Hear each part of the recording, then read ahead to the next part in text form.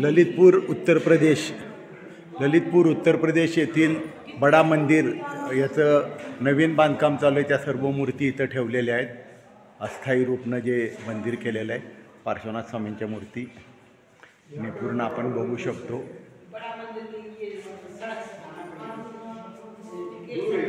हे गावातलं मंदिर जे आहे त्याचं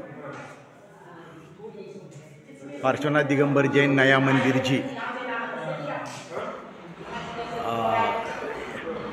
हे पूर्ण नवीन निर्माणाधीन आहे। त्याच्या या मूर्ती अस्थायी स्वरूपात ठेवलेल्या आहेत।